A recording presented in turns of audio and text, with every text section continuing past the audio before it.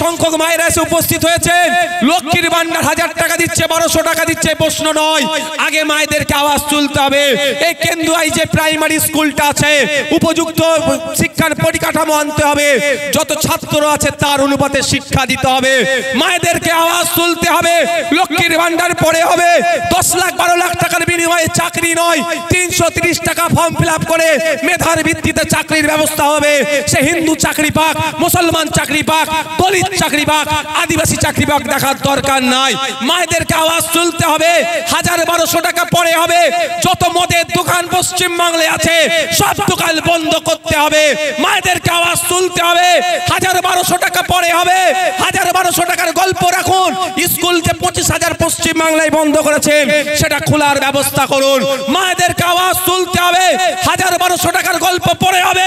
এলাকায় সম্প্রীতি বিনষ্ট করার জন্য শুভেন্দু অধিকারী যেভাবে হিন্দু মুসলমানের বিভেদ লাগানোর জন্য বক্তব্য দিয়ে বেড়াচ্ছে, ওই ব্যাটাটাকে ধরে আগে জেলের মধ্যে ভরাও। তাই তো নাকি? মা আপনাকে 1000-1200 দিচ্ছে, আপনার ছেলেটা যখন স্কুলে যাচ্ছে মিড ডে মিল খেয়ে বাড়ি চলে আসছে।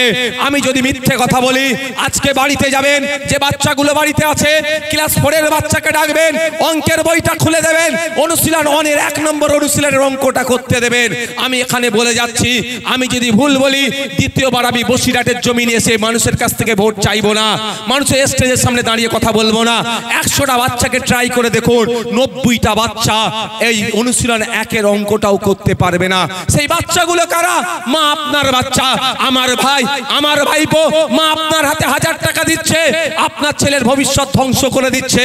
তা বলে বলছি না যে আপনি 1000 টাকা নেবেন না। আমি মনে করি 1000 টাকায় একটা সংসার চলবে না, মায়েদেরকে 5000 টাকার ব্যবস্থা করতে হবে। কিন্তু সাথে সাথে শিক্ষার পরিকাঠামো ফিরিয়ে নিয়ে আসতে হবে। মায়েরাও সমাজের জন্য দিতে প্রস্তুত, রাজ্যের জন্য তারাও কন্ট্রিবিউশন করবে, তারও জায়গা রাখতে হবে। তাই আপনাদের বলবো, আপনার বাড়ির মহিলা সদস্যরা 1000 টাকা পাচ্ছে, বিতর্কে আমি যাব না, আমি ছাড়ার পক্ষও নয়, কিন্তু এতটুকুই বলবো সাথে সাথে আওয়াজ তুলতে হবে। আপনি কষ্ট করে চাষবাসের কাজ করেন, ভ্যান চালান, ডে লেবার, দিন আনে দিন খান, রং মিস্ত্রি, বিভিন্ন কর্মকাণ্ডের সাথে যুক্ত, মাথার ঘাম পায়ে ফেলে আপনার ছেলেটাকে উচ্চ শিক্ষায় শিক্ষিত করলেন। আপনার ছেলের মেধা আছে, রিটেন পরীক্ষায় পাস করলো, ভাইভাতেও যে কোশ্চেন করেছে সঠিক উত্তর দেওয়ার পরে আপনার ছেলের আপনার চাকরিতে নাম আসলো না। বড় লোকের দামাল ছেলে যে পড়াশোনায় অজ্ঞ, যুক্ত অক্ষর বানান করতে পারে না, সে 15 লাখ টাকা দিচ্ছে, তার ছেলের চাকরি হয়ে যাচ্ছে। আর মা বাপ আপনার বাড়ির মহিলাটাকে 1000 টাকা দিয়ে ভুলিয়ে রেখে দিয়েছে। তাই আওয়াজ তুলতে হবে। লক্ষ্মীর ভান্ডার পরে হবে, এই দুর্নীতি মুক্ত চাকরির ব্যবস্থা করতে হবে। ইন্টারভিউর মর্ম যখন হবে তখন লাইভ টেলিকাস্ট হোক, কার ছেলে কোটার প্রশ্নর কি উত্তর দিয়েছে লাইভ সবাই দেখতে পাবে। আপনার ছেলে যদি মেধা থাকে ওই লড়ে আসবে, আর যার ছেলের মেধা নেই টাকা দিয়ে সব চাকরি পাবে না। এই ব্যবস্থার দাবি আপনাদের তুলতে হবে। অন্যথায় 1000 টাকা দিয়ে ভুলিয়ে দিল, আর আপনার ছেলের চাকরিটা ওরা আবার 15 লক্ষ টাকায় বিক্রি করে দিল। কোনটা চাই আপনার? আপনার ছেলের চাকরি দরকার না 15 লক্ষ টাকার আপনার ছেলে চাকরিটা বিক্রি করে দেবে? বলুন। এখানে যারা আছেন ছেলের চাকরির জন্য 15 লক্ষ টাকা দেওয়ার মতো সামর্থ্য আছে? ও মায়েরা আছে নাকি গো? তাহলে আপনার ছেলে তাহলে মেধার ভিত্তিতে চাকরি হবে, মেধার ভিত্তিতে 100% রোস্টার মেনটেন করে চাকরি হবে। দুর্ভাগ্য আমরা এখানে 25,000 স্কুল বন্ধ হয়েছে, খোঁজ নিয়ে দেখুন। যেখানে নমশূদ্ররা বেশি থাকে, যেখানে আদিবাসীরা বেশি থাকে, যেখানে মতুয়ারা বেশি থাকে, যেখানে মুসলমানরা বেশি থাকে, যেখানে পিছড়ে বর্গের মানুষ বেশি থাকে, সেই স্কুলগুলোকে ইচ্ছা করে বন্ধ করে দিয়েছে।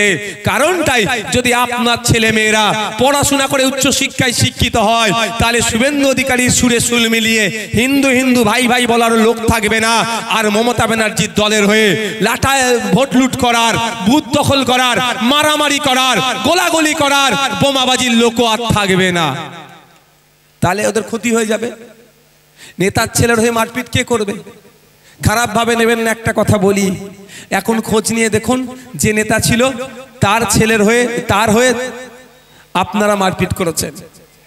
আপনার ছেলেদের ভবিষ্যৎগুলো নষ্ট করছে কেন? দেখবেন নেতার ছেলে কোথা পড়ছে? বিদেশে।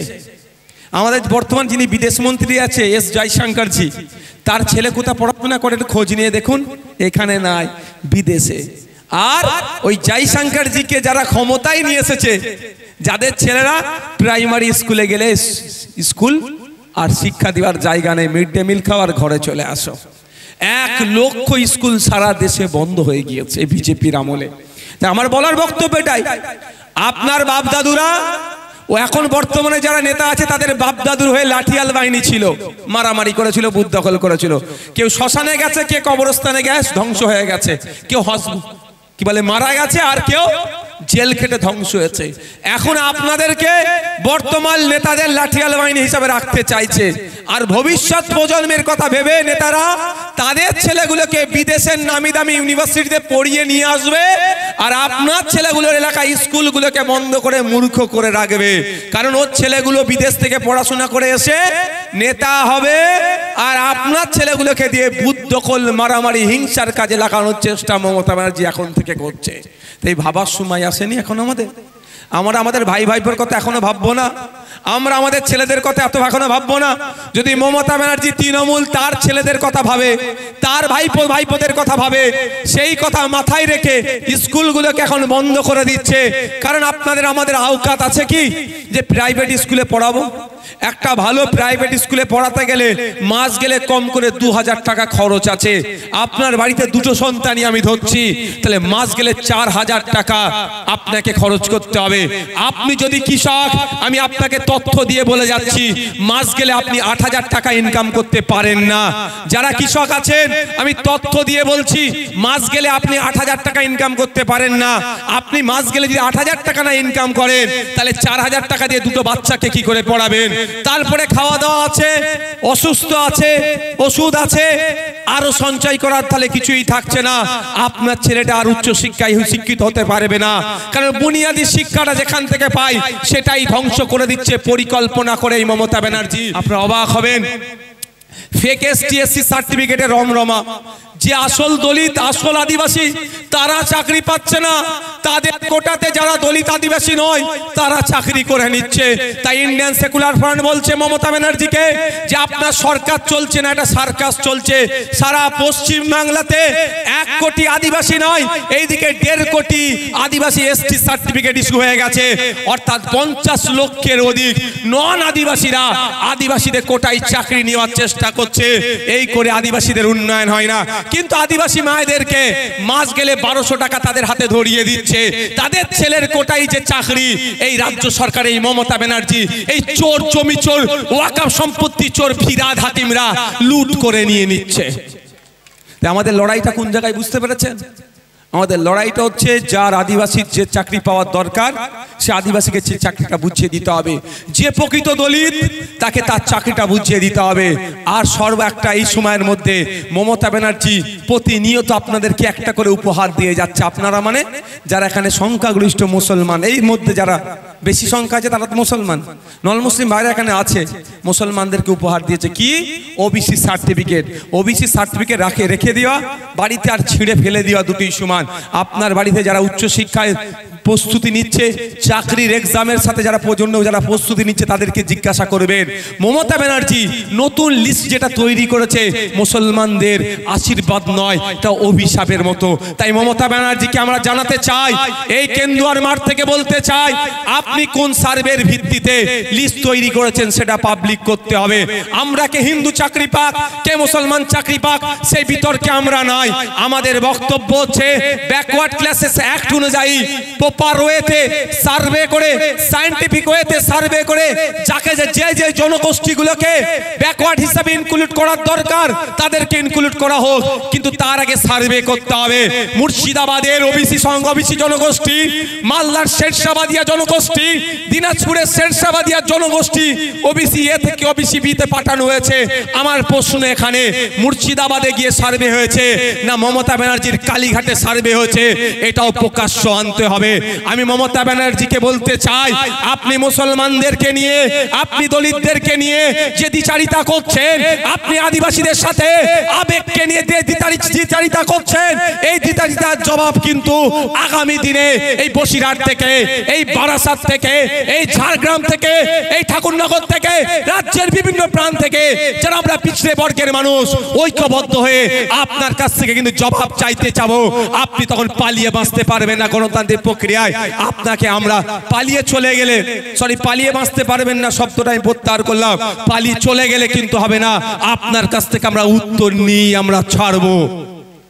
আপনারা অবাক হবে, আপনাদের বাড়ির যে ছেলে মেয়েরা উচ্চশিক্ষায় শিক্ষিত হয়েছে, কষ্ট করেছেন, আপনারা মেহনতের টাকা দিয়ে পড়িয়েছেন, এবার চাকরির জন্য একটু প্রিপারেশন নিচ্ছে, একটু খোঁজ নিয়ে দেখবেন।